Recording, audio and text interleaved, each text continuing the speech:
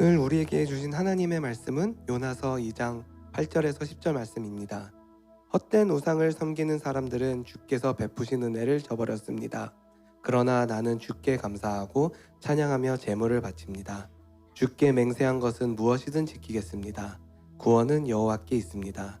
여호와께서 그 물고기에게 말씀하시니 물고기가 요나를 마른 땅 위에 뱉어 놓았습니다. 오늘 나에게 주시는 은혜의 말씀을 듣겠습니다. 한 해의 마지막 날 여러분과 함께 예배할 수 있는 것이 얼마나 큰 축복이고 또 특권인지 모르겠습니다. 이 하루가 아니고 한 해를 마무리하는 게 너무 중요한 것 같아요. 잘 마무리하면 우리가 또 내일부터 시작되는 새로운 한 해를 은혜 가운데 바라볼 수 있습니다. 오늘 이 말씀이 저와 여러분에게 정말 아름다운 끝맺음이 되고 새로운 출발이 되는 말씀이 되었으면 좋겠습니다. 우리 함께 기도하고 오늘 말씀 함께 나누겠습니다. 사랑하는 주님, 한 해를 돌아볼 때 너무나 감사하고 즐거운 일도 많았지만 또 너무 힘들고 또 우리의 마음을 아프게 하고 또 혼란스러운 많은 일들이 일어났습니다. 아버지, 이 모든 것 속에 우리는 그저 하나님의 은혜를 바라볼 뿐입니다. 하나님은 오늘도 우리에게 반드시 준비해 주신 은혜가 있습니다. 그 은혜를 우리가 받아 먹게 하여 주옵소서. 그 은혜를 누리게 하여 주옵소서. 그 은혜 안에 거하고 그 은혜로 회복되게 하여 주옵소서. 예수님의 이름으로 기도합니다. 아멘. 오늘 이 말씀은 한 번 듣지 마시고 집에 가서 한 번 더 들으세요. 왜냐하면 너무나 중요한 주제를 제가 짧은 시간 안에 전해야 되기 때문에 그렇습니다. 오늘 말씀의 제목은 여호와의 구원. 우리가 다 아는 거예요. 그래, 하나님이 구원하신다. 구원은 하나님께 있다. 그런데 우리가 빤히 아는 그 사실을 갖고 교회는 2000년 동안 계속해서 서로 논쟁을 벌여왔습니다. 어떤 논쟁이냐면 인간이 구원을 받는 데 있어서 하나님의 역할은 어디까지고 인간의 역할은 어디까지냐 이거죠.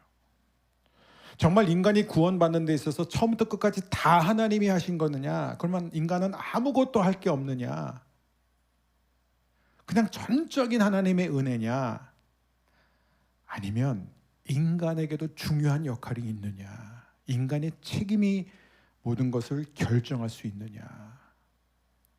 다시 말해서 인간의 자유의지가 과연 얼마나 중요하나 이거예요. 그러니까 결국에는 하나님의 은혜냐 아니면 인간의 자유의지냐. 전적으로 하나님의 은혜라고 외친 사람들이 바로 개신교 종교 개혁자들입니다. 물론 어거스틴까지 거슬러 올라가죠. 인간이 구원받는 것은 그 시작과 끝에 있어서 다 하나님의 주권이다. 하나님의 은혜다. 반면에 로마 카톨릭 그리고 아르미니우스를 따르는 많은 사람들은 아니다. 물론 하나님이 구원을 베풀어 주시는 것은 맞지만 결국에는 인간이 선택해야 된다. 그렇기 때문에 인간의 자유의지가 중요하다. 여러분은 어떻게 생각하십니까? 그 모든 논쟁에 대한 종지부를 찍을 수 있는 해답이 사실 요나서에 나와 있습니다. 우리는 요나의 이야기를 통해서 요나가 죄사함을 받고 구원받은 이야기를 통해서 인간 구원에 있어서 하나님의 주권적인 은혜가 얼마나 중요한지를 배우게 될 뿐만 아니라 인간의 역할은 무엇인지도 우리는 배울 수 있습니다. 구원은 어떻게 시작될까요? 구원이 어떻게 시작되죠?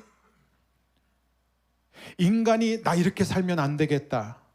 나 이러다가 벌 받겠다. 지옥이 있다면 난 언젠가 지옥에 떨어질 것 같다. 그러니까 나는 하나님을 믿어야 되겠다. 신을 찾아야 되겠다 해서 죄인이 하나님을 찾는 데서 시작이 됩니까? 아니면은 하나님이 죄인인 인간을 찾아오시는 데서 시작될까요? 아마 우리 허브교회 성도님들은 다 아실 거예요. 그런데 저는 머리로만 알지 않고 이 진리를 우리의 가슴에 새겼으면 좋겠습니다. 결국에는 구원에 있어서 하나님이 우리를 위해서 무엇을 하셨느냐가 중요한 것이지 우리가 하나님을 위해서 무엇을 했느냐가 중요하지 않다는 것이죠. 왜냐하면 성경 66권 처음부터 끝까지 무엇을 다루지요?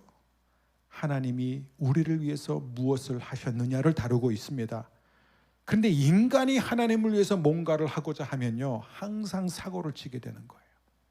근데 이게 언제나 우리에게 너무너무 힘든 유혹이에요. 왜냐하면 우리는 뭔가 하나님을 위해서 해야 된다고 생각해야 돼요.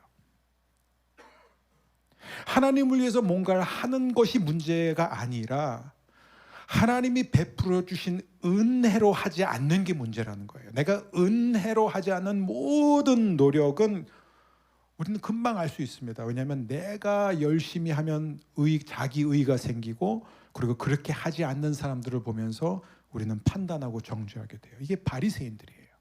자기의가 중심이 된다는 것이죠. 그러므로 우리는 요나의 그 고백, 여기서 오늘 우리가 읽은 이 세 절 가운데 요나서 전체의 핵심을 담고 있는 표현이 있습니다. 요나가 드린 기도예요. 그게 바로 9절 끝에 나오는 기도입니다. 저를 따라해 주세요. 구원은 여호와께 있습니다. 아멘. Salvation is of the Lord, 이렇게 되어 있습니다. 구원은 여호와께 있습니다. 자, 이 말씀을 우리가 함께 오늘 살펴봤으면 좋겠습니다. 자, 구원은 여호와께 있습니다가 어떤 의미인가? 이 부분에 대해서 사도 바울은 굉장히 설명을 잘해주고 있습니다. 에베소서 1장 4절에서 6절이에요. 오늘은 우리가 말씀을 좀 많이 볼 것입니다. 왜냐하면 말씀이 최고의 설교니까. 에베소서 1장 4절 함께 읽습니다. 하나님께서는 이 세상이 창조되기 전 그리스도의 사랑 안에서 우리를 흠없는 거룩한 백성으로 선택하셨습니다. 또한 그때부터 예수 그리스도를 통해 우리를 자녀 삼으시기로 작정하셨습니다. 하나님께서는 이 일을 바라시고 또 기뻐하셨습니다. 놀라운 은혜를 내려주신 하나님께 찬양을 드립니다. 하나님께서는 아무 대가를 바라지 않으시고 은혜를 베풀어 주셔서 사랑하는 아들 독생자 예수 그리스도를 우리에게 보내주셨던 것입니다. 여러분 집에 가셔서 이 말씀을 한번 꼭 더 읽어보셨으면 좋겠어요. 이 말씀에서 핵심이 뭐죠? 우리를 창조하기 전, 세상을 창조하기 전에 이미 하나님은 그리스도의 사랑 안에서 우리를 선택하셨다. 예수 그리스도를 통해서 우리를 자녀 삼기로 작정하셨다. 그럼 구원이 어디서 시작돼요? 하나님이에요. 천적으로 하나님으로부터 시작됩니다. 그러면서 사도 바울은 계속해서 은혜를 강조해요. 6절부터는 이 놀라운 은혜를 강조합니다. 그러면 이런 구원의 은혜, 일방적인 하나님의 구원에 대한 인간의 반응은 하나밖에 없어요. 그게 뭐예요? 찬양입니다. 하나님 감사합니다. 이 벌레 같은 나를 이렇게 일방적으로 사랑해 주시고 구원해 주시니 감사합니다. 하나님께 영광 돌리는 것이에요. 세례 요한이 예수님에 대해서 뭐라고 그랬죠? 예수님을 보자마자 세례 요한이 했던 얘기가 바로 여기에요. 요한복음 1장 29절 함께 보십시오. 세상 죄를 지고 가시는 하나님의 어린 양이십니다. 예수님 왜 이 땅에 오셨어요? 세상 죄를 지고 가기 위해서예요. 여러분, 우리는 다 율법 아래 태어났습니다. 그런데 우리 누구도 율법의 요구를 이룰 수가 없어요. 율법으로 따지면 우리는 다 죽을 죄인이에요. 그래서 그 율법의 요구를 이루기 위해서 하나님이 아들을 율법 아래 보내셨고, 그 율법에 의해서 예수님이 십자가에 가서 죄가 없는 분으로서 죄가 많은 우리를 대신해서 죽으심으로써 죄 형벌을 멸하신 거예요. 그리고 죽은 자들 가운데서 다시 그 아들을 살려내심으로써 죄와 사망의 권세를 영원히 퇴치하셨습니다. 정복하신 거예요. 자, 이 모든 과정에서 저와 여러분이 뭘 했어요? 우리의 구원을 위해서, 우리가 하나님의 자녀가 되기 위해서 우리가 뭘 했습니까? 그러면 요나에게 한번 생각해 보세요. 요나는 뭘 했어요? 요나는 구원을 받는 데 있어서 뭘 했죠? 하나님이 요나를 용서해 주시고 요나를 물고기 뱃속 죽음에서 건져 주시는 데 있어서 요나가 뭐를 보탰어요? What did he contribute? 뭘 했어요? 공헌 뭘 했어요? 없어요. 아니, 굳이 찾자면 있어요. 불순종하고 도망가고 반역하고 화를 내고 잠을 자고 끝까지 회개하지 않은 거. That's it. 그게 전부예요. 그게 요나가 한 거예요. 다시 보세요. 요나가 뭘 했어요? 아무것도 안 했어요. 아니, 배가 부서질 정도로 하나님이 폭풍을 보냈는데도 회개하지 않았어요. 나를 바다에 던지시오. 차라리 죽는 게 낫지. 이렇게 완강하고 이렇게 고집센 그 요나가 어떻게 갑자기 변화가 되죠? 왜 구원을 받죠? 요나가 고백하잖아요. 저를 따라해주세요. 구원은 여호와께 있습니다. 그게 정답이에요. 사람들은 이렇게 말합니다. 그거는 알겠는데 물론 하나님이 요나를 구해 주셨어요. 물론 하나님이 우리를 구원해 주셨습니다. 그건 맞아요. 동의합니다. 하지만 그래도 요나가 하나님의 구원에 긍정적으로 반응했기 때문에 구원받은 게 아닐까요?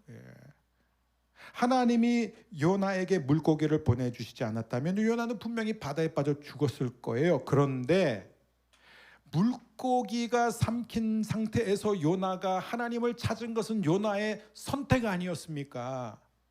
그러니까 하나님께서 요나에게 구원을 베풀어 주신 것은 맞지만 그 구원의 초대를 받아들인 것은 요나니까 인간의 협조 없이, 인간의 순종 없이는 구원이 이루어지지 않지 않습니까? 이렇게 생각할 수 있잖아요. 그렇다면은 요나가 한 이 물고기 뱃속에서의 고백은 무효예요. 구원은 여호와께 있습니다. 이 고백은 구원은 시작과 끝까지 다 하나님이 하심자라는 얘기거든요. 이걸 정정해야 돼요. 어떻게 정정해야 되죠? 구원은 그 초대에 있어서 하나님께 있습니다. 하지만 그 초대를 받아들이는 데 있어서는 저에게 있습니다. 여러분 이해하시겠어요? 하나님이 우리를 구원해 주시는 것은 맞지만 우리가 그 구원을 받아들이지 않는다면, 그 구원을 선택하지 않는다면, 우리가 올바르게 반응을 보이지 않는다면 우리는 그 구원을 받을 수 없다라는 거예요. 과연 무엇이 맞을까요? 정답은 여기에 있어요. 요나의 고백. 구원은 여호와께 있습니다. 그게 전부예요. 구원은 여호와께 있습니다. 자, 이를 이해하기 위해서 우리는 성경이 죄를 지은 인간의 상태에 대해서 뭐라고 말씀을 하고 있는지 몇 가지만 살펴볼 필요가 있습니다. 먼저 요한복음 8장 34절입니다. 예수님이 이렇게 말씀하셨어요. 우리 함께 읽겠습니다. 내가 분명히 너에게 말한다. 죄를 짓는 사람은 누구나 죄의 종이다. 여러분 혹시 너무 개인적인 질문일 수 있지만 여러분 혹시 죄를 안 지은 분 계세요? 나는 내 기억으로는 난 죄를 지은 적은 없는데, 이런 분 감사해요. 한 분도 손 안 들어서 얼마나 감사한지 모르겠습니다. 그럼 우린 다 죄를 지었죠. 저도 죄를 지었습니다. 그러면 예수님의 말씀에 의하면 뭐예요? 우리는 죄 종이에요. 여러분 옆에 있는 분 다 보세요. 다 죄 종이에요. 우리 다 죄 종이에요. 죄에 매여 있습니다. 그러면 죄 아래 갇혀 있는 인간이 무슨 수로 하나님께 돌아갈 수 있습니까? 죄의 종인 우리가 어떻게 하나님의 의를 선택할 수 있냐 이 말이에요. 이게 성경 곳곳에 계속 나와 있습니다. 바울은 이 현상에 대해서 이렇게 말하고 있습니다. 고린도전서 2장 14절, 또 우리말 성경으로 함께 읽겠습니다. 육에 속한 사람은 하나님의 영적인 일들을 받아들이지 않습니다. 그에게는 이런 것이 어리석고 이해할 수 없는 일들입니다. 이런 일들은 영적으로만 분별되기 때문입니다. 바울이 지금 무슨 얘기를 하냐면은 죄인, 자연인, 거듭나지 않은 인간은 하나님의 말씀을 받아들일 수 없어요. 왜냐하면 하나님을 이해할 수 없기 때문에요. 여러분 생각해 보세요. 차라리 하나님이 너희들 이제부터 그렇게 나쁘게 살면 안 돼. 죄 짓지 마. 착하게 살아. 남을 위해서 살아. 선을 많이 쌓아. 구제를 해. 가난한 사람들을 도우면서 살아. 그러면 내가 너희 구원할게. 이러면 괜찮아요. 이러면 이게 모든 게 명백해져요. 오히려 객관적인 기준이 있으니까 설득력이 있어요. 근데 하나님이 뭐라 그러죠? 너희가 죄를 그렇게 많이 지었는데 너희의 죄를 내가 해결하기 위해서 내 아들을 너에게 보내줄 것이다. 그가 너희를 대신해서 십자가에 못 박혀 죽을 것이다. 그리고 3일 만에 그가 다시 살아날 것이다. 누구든지 내 아들을 믿는 자들은 내가 내 자녀 되게 할 것이다. 그러니까 이게 뭐예요? 사도 바울이 말한 대로 그에게는 이런 것이 어리석고 이해할 수 없는 일이에요. 이게 사람이 만들어낸 방법일까요? 이거는 사람이 만들어낼 수 없는 방법이에요. 사람이 만들어내면 인간적으로 지혜로운 방법을 만들어내죠. 인간적으로 논리적으로 설득력이 있는 방법을 만들죠. 누가 이런 방법을 만들어내겠습니까? 이런 하나님의 죄인을 구원하는 방식을 누가 이해할 수 있어요? 사도 바울이 말하자면 이런 일들은 영적으로만 분별되기 때문입니다. 영적으로만. 그럼 우리가 하나님이 우리를 위해서 베풀어 주신 그 놀라운 구원의 은혜를 어떻게 받아들였어요? 영적으로. 하나님이 우리 영의 눈을 열어주셨기 때문에, 믿음의 눈을 열어주셨기 때문에 우리가 이게 믿어지는 거지. 이게 어떻게 믿어집니까? 에베소서 2장 1절 함께 읽습니다. 함께 읽습니다. 안에도 함께 읽습니다. 불순종과 죄로 인하여 여러분은 영적으로 죽은 사람들이었습니다. 그래, 우리는 원래 죽은 사람들이었어요. 영적으로 죽은 사람들이었어요. 근데 그 영적으로 죽은 사람이 어떻게 하나님께 반응해요? 여러분, 죄인이 구원을 받으려면, 하나님의 복음인 예수 그리스도를 영접하려면 자기가 갖고 있는 자유의지를 가지고 선택을 해야 되는데, 과연 죽어있는 상태에서 우리가 하나님을 향해 선택을 내릴 수 있냐? 불가능하다는 거예요. 가능성 자체가 없습니다. 왜요? 죄 아래 갇힌 인간은 하나님에 대해 죽었기 때문에, 하나님을 이해할 수가 없기 때문에, 그래서 받아들이지 못하는 거예요. 반응할 수가 없습니다. 그럼 우리는 어떻게 반응을 했느냐? 예수님이 베드로에게 이렇게 말씀하셨어요. 누가복음 18장 27절입니다. 사람으로서는 할 수 없는 것을 하나님께서는 하실 수 있습니다. 이게 복음이에요. 우리가 아무리 노력해도 할 수 없는 그것을 누가 하셨다고요? 하나님이 하셨습니다. 그러므로 인간이 구원을 받는 것, 복음을 받아들이는 것은 뭐예요? 전적인 하나님의 은혜예요. 이걸 잘 설명해 주는 예화를 하나 들겠습니다. 실제로 찰스 스펄전, 영국의 찰스 스펄전 목사님이 집회를 인도하러 어디를 가셨냐면 아일 오브 와트라는 섬이 있어요. 영국 남쪽에. 거기에는 이 카리스 부룩이라는 성이 있습니다. 이 성이 왜 유명하냐면 영국 내란 후에 찰스 1세가 처형되기 전에 감금되었던 곳입니다. 그래서 찰스 1세를 받던 이 신하들이 그를 탈출시키기 위해서 모든 것을 완벽하게 준비했어요. 그래서 그가 갇혀 있었던 그 방에서 창문만 열고 내려오면 바로 배들이 다 있었고 병사들이 다 있었습니다. 그래서 그를 안전한 곳으로 모실 준비가 다 끝났습니다. 근데 문제가 하나 있었어요. 찰스 1세가 창문을 열지 못했어요. 그래서 못 나왔어요. 그래서 모든 완벽한 준비가 다 수포로 돌아갔습니다. 그리고 그는 거기에 그냥 구금된 상태에서 결국 처형을 당하게 됩니다. 찰스 스펄전이 그곳에서 이 말씀하는 거예요. 죄를 지은 인간의 상태가 바로 이것이다. 죄인의 구원이 바로 이런 것이다. 하나님이 우리가 구원받을 수 있는 모든 길을 다 열어주신다고 할지라도 인간은 죄 아래 갇혀 있는 한 스스로 창문을 열 수 없다라는 거예요. 하나님이 우리에게 베푸시는 그 구원을 향해 단 한 걸음도 내디딜 수 없다. 왜냐하면 우리는 철저하게 죄의 종이기 때문에 인간이 하나님이 베풀어 주시는 그 구원을 향해 반응할 수 있는 유일한 방법은 성령께서 그를 움직이는 것이다. 그를 돕는 것이다. 여러분 이해하시겠습니까? 우리의 구원의 시작은 하나님, 그리고 우리의 구원의 끝도 하나님이라는 거예요. 여러분 이게 바로 개신교 종교 개혁자들이 그토록 외쳤던 것입니다. 로마 가톨릭은 계속해서 인간의 책임을 강조하는 거예요. 우리가 회개하고 우리가 속죄하고 우리가 하나님 원하는 삶을 살아야만 구원을 이룰 수 있다라고 말합니다. 마틴 루터는 반박합니다. 아니다. 타락 이후에 인간은 자유의지를 상실했다. 자유의지는 이름뿐으로만 존재한다. 인간의 의지는 죄 아래 갇혀 있기 때문에 인간은 하나님께 반응할 의지가 없다. 그런 말합니다. 자유가 없다는 얘기가 아니다. 인간에게는 여전히 자유가 있다. 그것은 죄를 지을 자유뿐이다. 여러분, 우리가 이것을 알아야 됩니다. 그러므로 인간은, 어떤 인간도 자신의 선택과 자유의지로 구원을 받는 게 아닙니다. 사도 바울의 표현을 빌리자면 구원을 주시는 하나님의 능력으로 구원받는 거예요. 그게 저와 여러분입니다.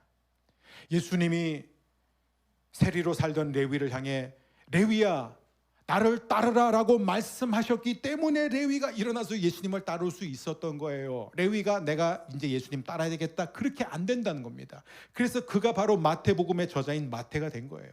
예수님이 죽은 지 사흘이나 지난 그 나사로를 향해 나사로야 나오라 라고 말씀하셨기 때문에 나사로가 걸어 나온 거지, 나사로가 나 이렇게 죽는 거 억울한데 나 살아나야 되겠어 해서 나온 게 아니라는 거예요. 예수님이 그 죽은 어린 소녀를 향해서 어린 소녀야 일어나라 달리다 쿰이라고 하셨기 때문에 이 아이가 일어났지, 엄마 아빠가 너무 슬퍼했기 때문에 일어난 게 아니라는 거예요. 여러분, 하나님은 오늘도 우리를 부르십니다. 하나님은 오늘도 죄인들을 부르시는 거예요. 날마다 우리를 부르세요. 왜요? 은혜를 베푸시기 위해서. 근데 하나님의 은혜는 언제나 우리에게 충격적이에요. 언제나 우리에게 낯설어요. 하나님 이래도 돼요? 하나님 이렇게 일방적으로 이게 제가 이렇게 계속 받아도 됩니까?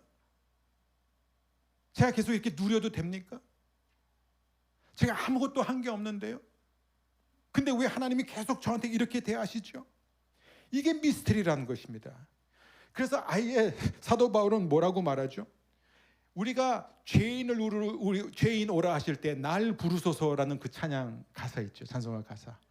그걸 말하면, 여러분 거기에 보면은 죄인을 부르실 때 우리가 주님께 나아갈 수 있는 것은 누구의 역할이면 성령의 역할입니다. 성령께서 우리의 마음을 만져주시지 않으면 우리는 반응할 수가 없는 거예요. 성령님이 우리에게 날마다 하시는 게 뭐예요? 새 마음과 새 영을 부어주시는 거예요. 그래서 저와 여러분이 오늘도 믿는 거예요. 그래서 오늘도 우리가 그 복음을 따라가는 거예요. 그래서 사도 바울은 뭐를 못 박냐면은 이 믿음 자체가 하나님의 선물이라는 것을 못 박습니다. 에베소서 2장 8절입니다. 너희는 그 은혜에 의하여 믿음으로 말미암아 구원을 받았으니 이것은 너에게서 난 것이 아니요 하나님의 선물이라. 하니까 자랑하지 말라는 거예요. 자랑하지 말라. 당신은 내세울 게 아무것도 없다라는 거예요. 요나는 바다 깊은 곳에서 뭐라고 외쳤습니까? 구원은 여호와께 있습니다. 여러분 보세요. 죄 가운데 죽은 사람 본 적 있으세요? 죄 가운데 죽은 사람의 모습이 어떤 모습인지 아세요? 바다, 깊은 바다, 물고기 뱃속에 들어있는 요나의 모습이 딱 그 모습이에요. 이게 죄 가운데 죽어있는 사람의 모습이에요. 그러면 요나가 그 물고기 뱃속에서 뭘 했습니까? 뭘 했어요? 이것은 그냥 외적인 환경이 그랬다 얘기한 게 아니라 요나의 실존이에요. 그의 실존적인 상태예요. 그의 내면입니다. 그의 영적인 상태예요. 여러분, 요나가 거기에 들어갈까지 뭘 했어요? 계속적으로 불순종하고 거역하고 죄를 짓고 고집부리고 어리석은 선택의 연속이었다는 거예요. 그는 철저하게 이 불순종과 거역에 사로잡혀 있습니다. 죄 사슬에 묶여 있었어요. 뭘 해도 회개가 안 돼요. 뭘 해도 돌이킬 마음이 없어요. 죽음을 선택한 게 낫어요. 그런데 그가 어떻게 회개가 됐습니까? 왜냐하면 구원은 여호와께 있습니다. 이게 바로 예수님이 우리에게 보여주시고자 하시는 표적이에요. 예수님 시대 그 많은 표적과 그 많은 간증을 보면서도 예수님 더 많은 표적 보여주세요. 더 기적을 많이 행해 주세요. 근데 예수님 뭐라고 하죠? 이 악하고 음란한 세대요. 내가 요나의 표적 외에는 너에게 보여줄 것이 없다. 이게 무슨 얘기예요? 요나가 깊은 바다에 빠져 죽게 되었을 때 물고기를 통해서, 죽음을 상징하는 큰 물고기의 삼킴을 통해서 다시 살아날 수 있었던 것처럼 하나님은 죄 깊은 바다에 빠져있는 저와 여러분을 십자가를 통해서 구원해 주시는 분이십니다. 이게 바로 예수님이 오늘도 우리에게 주시는 요나의 표적입니다. 구원의 완성은 어떻게 하냐? 하나님은 어떻게 구원을 완성하느냐? 그러면 우리는 정말 아무것도 할 게 없느냐 이거예요. 항상 우리는 그 질문에 내가 그래도 뭘 해야 되지 않냐 이거예요. 여러분, 요나가 언제 구원받았죠? 요나는 물고기 뱃속에서 구원받았습니다. 정확히 언제 구원받았냐면 2장 1절에서 구원받았어요. 저는 그거는 100% 확실해요. 왜요? 요나가 그때 구원받지 않았다면 물고기 뱃속에서 당연히 이 기도를 드렸겠죠. 하나님 저를 살려주세요. 이 물고기 뱃속에서 빠져나올 수 있게 해주세요. 근데 그 기도 한 번도 안 드리고 오직 이미 내 기도를 다 들어주셔서 감사합니다. 하나님을 찬양합니다. 저는 이제부터 하나님을 위해서 살겠습니다. 이런 말만 하고 있는 거예요 지금. 그러니까 뭐예요? 이미 구원받은 거예요. 요나는 가장 무서운 것으로부터 구원받았어요. 죄와 불순종으로부터 구원받았어요. 하지만 만일 요나가 계속 물고기 뱃속에 머물러 있었다면 그것은 완전한 구원이 될 수 없지요. 여러분과 저는 이미 구원을 받았습니다. 예수 그리스도를 믿는 그 믿음 하나로, 십자가를 의지하는 그 믿음 하나로 믿는 순간 우리는 하나님의 자녀가 되었어요. 성령께서 우리에게 오셨습니다. 하지만 우리가 계속 물고기 뱃속에 머물러 있으면 안 되죠. 우리가 본질상 진노의 자녀였지만, 이 어두운 세상에 살아가는 세상의 시민이었지만, 우리가 이 세상에 속한 사람으로 남아있다면 그것은 완전한 구원이 될 수 없습니다. 우리의 완전한 구원은 언제 이루어집니까? 우리가 천국 문에 이를 때, 우리가 예수님을 닮아가는 그 모습에 있어서 완성될 때 그게 이루어지는 거예요. 자, 그러면 그 중간 단계는 어떡하냐 이거죠. 시작도 하나님의 구원이고 끝도 하나님의 구원이라면 중간은 어떡하냐. 저는 언제나 이 중간에 관심이 많아요. 내일부터 이제 신년 예배를 시작으로 이제 일주일 동안 Just Pray라는 이 기도도요, 저는 기도의 시작과 기도의 끝이 아닌 기도의 중간에 대해서 나눌 거예요. 우리는 너무 기도의 시작과 기도를 어떻게 할 것인가, 어떤 내용으로 할 것인가 서부터 시작해서 내가 원하는 그 결과를 얻어낼 수 있는가, 기도의 끝에 너무 관심이 많아요. 근데 기도의 핵심은 중간이에요. 그 중간은 새벽기도 오셔야지만 알 수 있습니다. 그런데 여기 보세요. 여기서 이제 그러면 요나는 뭘 해야 되냐? 그러면 하나님의 시작도 구원이고 하나님의 구원이고 끝도 하나님의 구원이면 그러면 우리는 중간에 뭘 하고 있느냐? 가만히 있는 거 아니죠. 그래서 성경은 뭐라고 그러죠? 성경은 너희는 날마다 자기 자신을 부인하고 자기 십자가를 지고 나를 따르라라고 예수님 말씀하셨잖아요. 그 예수님을 따른다는 게 뭐예요? 나는 날마다 죽노라는 표현도 나오고, 너희는 끝까지 믿음 안에서 뿌리를 내리고 믿음을 지켜내야 된다. 믿음의 선한 싸움을 싸워라. 끝까지 싸워라. 이런 말씀들이 무수하게 등장합니다. 그러니까 내가 예수를 구원의 은혜를 통해서 하나님의 일방적인 은혜로 예수를 믿은 건 맞지만 이제부터 신앙생활은 내 노력으로 해야 된다. 이렇게 생각하기 쉬워요. No. 그렇게 하는 순간 우리는 바리새인의 함정에 빠지는 거예요. 우리는 은혜로만 구원받은 게 아니라 은혜로 구원을 이루는 사람들입니다. 처음부터 끝까지 중간도 하나님이 우리에게 은혜를 주시지 않는다면 우리는 아무것도 할 수 없어요. 여러분, 하나님의 자녀가 스스로 노력해서 예수님 닮아갈 수 있습니까? 노력해 보신 분들은 알잖아요. 방법이 없습니다. 그럼에도 불구하고 오늘날 한국 교회를 보면 너무나 많은 사람들이 자기 헌신, 자기 노력으로 예수님 믿으려고 해요. 그러니까 변화가 일어나지 않습니다. 교회에서는 어떻게 사람들 앞에 어느 정도 좋은 모습을 비춰줄 수 있지만 가정에서, 세상에서는 변화된 모습을 보여줄 수가 없어요. 그리고 오히려 교회에서 열심히 하는 사람들은 그렇게 하지 못하는 사람들을 보고 늘 판단하고 정죄해요.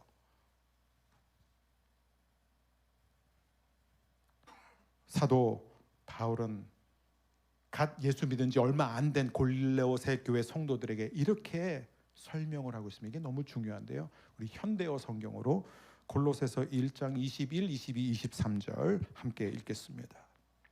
여러분은 전에 하나님과 멀리 떨어져 하나님께 적의를 품고 악한 생각과 행동을 일삼았습니다. 그러나 지금은 그리스도께서 여러분을 되돌려 세워서 하나님과 가까운 사이가 되게 하셨습니다. 그리스도께서는 이 일을 이루려고 사람의 몸으로 오셨고 십자가 위에서 죽으심으로써 하나님과 우리가 화해하도록 하셨습니다. 결국 그리스도께서 여러분을 하나님 앞으로 인도해 주신 것입니다. 여러분이 조금도 비난이나 책망을 받을 일이 없는 사람으로 하나님 앞에 설 수 있게 하려고 그렇게 하신 것입니다. 여러분은 오직 진리를 굳게 믿고 그 진리 안에 서서 흔들리지 마십시오. 주님 안에서 강하게 되십시오. 예수께서 여러분을 위해 죽으셨다는 복음을 굳게 믿고 그리스도를 의지하는 믿음을 저버리지 마십시오. 사도 바울이 여기서 강조하는 핵심이 뭔지 아세요? 이 믿음은 계속해서 자라나야 된다는 거예요. 결국 우리에게 가장 중요한 것은 내가 지금 갖고 있는 믿음이에요. 그 믿음이 끊임없이 하나님의 말씀으로 자극을 받아야 됩니다. 근데 이 믿음을 지키는 것도 사도 바울은 뭐라죠? 전적으로 하나님의 은혜, 하나님의 능력에 달려있다는 거예요. 빌립보서 1장 6절 우리가 잘 아는 말씀입니다. 우리 함께 읽겠습니다. 하나님께서는 여러분 안에서 선한 일을 시작하셨습니다. 그분은 끊임없이 일하고 계시므로 예수 그리스도께서 오시는 마지막 그날에 이 모든 선한 일을 확실히 완성하실 것입니다. 우리 안에서 구원을 시작하신 그 하나님이 끊임없이 오늘도 일하고 계세요. 이제는 내가 너희들 구원해 줬으니까 이제 또 너희가 알아서 열심히 해, 그게 아니라는 거예요. 지금도 끊임없이 열심히 일하셔서 하나님이 시작하신 그 구원이 예수 그리스도께서 오시는 그 마지막 날까지 이루어지도록 일하시는 하나님이에요. 하나님의 은혜입니다. 사도 베드로도 한몫합니다. 베드로전서 1장 5절 하나님께서 크신 능력으로 여러분의 믿음을 든든히 지켜주셔서 구원의 날이 이를 때까지 여러분을 안전하게 보호해 주십니다. 이것도 모자라서 하나님께서 성령으로 또 인쳐주세요. 에베소서 1장 13, 14입니다. 그리고 여러분도 진리의 말씀인 구원의 기쁜 소식을 듣고 그리스도를 믿게 되었으며 하나님께서는 이를 확인하는 표로 약속하신 성령을 우리에게 주셨습니다. 성령께서는 하나님이 약속하신 것을 우리가 받을 것이라는 것을 보증하시고 하나님의 백성이 구원을 받아 그분의 영광을 찬양하도록 하십니다. 할렐루야. 이것처럼 확실한 게 어디 있어요? 성령님이 보증해 주신다는 거예요. 하나님께서 우리에게 주신 모든 약속을 다 이룰 때까지 성령님이 일하십니다. 할렐루야. 그러면 우리가 할 수 있는 반응은 결국 이거예요. 모든 것이 은혜입니다. 정말 모든 것이 은혜입니다. 내가 그 은혜를 누리지 못한다면 여전히 내 의가 살아있기 때문에, 여전히 내가 노력하고 내가 뭔가를 얻으려고 하니까, 내가 뭔가를 성취하려고 하니까 안 되는 거예요. 여러분, 다시 말합니다. 하나님의 구원의 은혜가 우리를 움직이지 않고 우리의 노력과 우리의 의지로 뭔가를 하나님 위해서 하려고 하는 순간 우리는 사고를 치게 되는 거예요. 도리어 하나님부터 멀어지고 하나님의 영광을 가립니다. 그렇다면 구원의 은혜를 받은 사람들은 어떻게 반응할까요? 구원의 은혜를 경험하면서 사는 사람들은 어떠한 열매가 드러날까요? 우린 요나를 통해서 세 가지 열매를 보게 됩니다. 8절 함께 읽습니다. 헛된 우상을 섬기는 사람들은 주께서 베푸신 은혜를 저버렸습니다. 요나가 가장 먼저 깨달은 게 뭔지 아세요? 구원의 은혜를 경험하고 나니까 자신이 쫓던 우상들이 보이기 시작한 거예요. 세상의 우상들의 헛됨을 새롭게 인식했다는 거예요. 여러분, 우상이 무엇인지는 우리는 이미 수없이 배웠습니다. 우상은 뭐든지 될 수 있어요. 나쁜 것만 우상 아니에요. 우리는 우상하면 뭐 돈 생각하고 명예 뭐 이런 것만 생각하죠. 아니에요. 커리어도 우상이 될 수 있고, 성공이 우상이 될 수도 있고, 집이 우상이 될 수도 있고, 심지어 내 아내, 내 남편, 내 자식이 우상될 수 있는 거예요. 좋은 것도 다 우상이 돼요. 왜냐하면 그 어떤 것이든지 하나님이 우리에게 주신 것을 우리가 하나님보다 더 사랑하기 시작하는 순간, 하나님이 내 삶의 왕자에서 밀려나는 순간 그 다른 것이 우리의 우상이 된다는 거예요. 그래서 정치도 우상이 되고 경제도 우상이 되고, 요나의 경우는 뭐가 우상이었어요? 민족주의였어요. 아무리 좋은 것도 하나님보다 더 크면 우상이 되는 것입니다.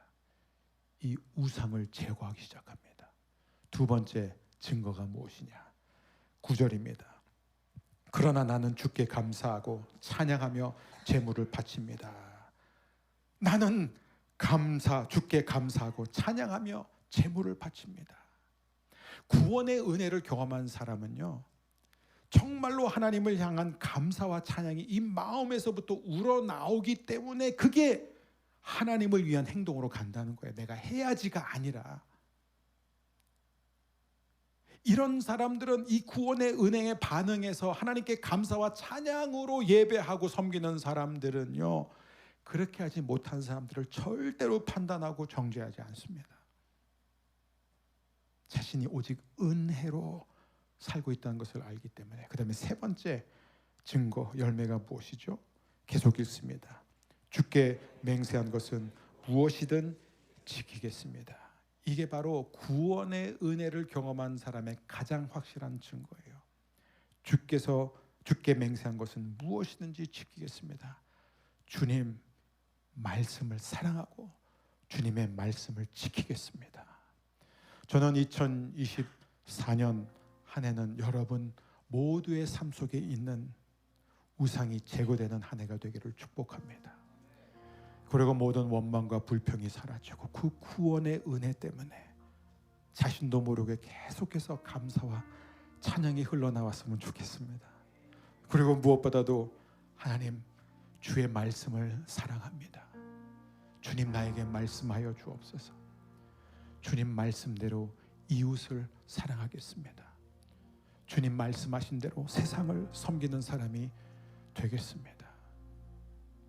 여러분, 요나가 이 구원의 은혜를 경험하고서야 비로소 그렇게 싫던, 그렇게 꼴보기 싫고 차라리 죽는 게 낫던 그 니느웨를 향해 가서 복음을 전합니다. 왜요?